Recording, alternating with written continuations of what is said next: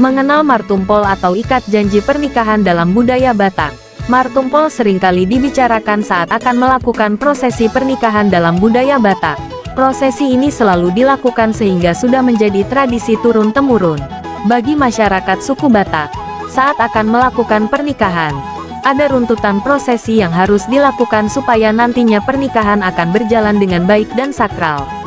Salah satu prosesinya diberi nama martumpol. Martumpol merupakan salah satu tahapan yang wajib dilakukan dalam proses perkawinan dengan menggunakan adat Batak.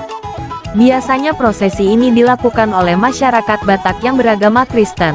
Jadi nantinya sebelum menikah, kedua calon mempelai akan berjanji di hadapan pendeta gereja kalau mereka berdua akan melakukan pernikahan.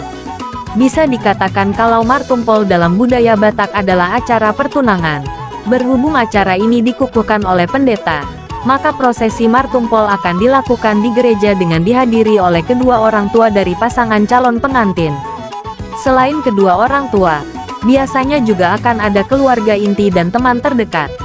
Martumpol diadakan beberapa hari sebelum upacara pemberkatan dan pesta adat perkawinan. Umumnya, martumpol dilakukan kurang lebih 15 hari atau lebih sebelum proses upacara pemberkatan.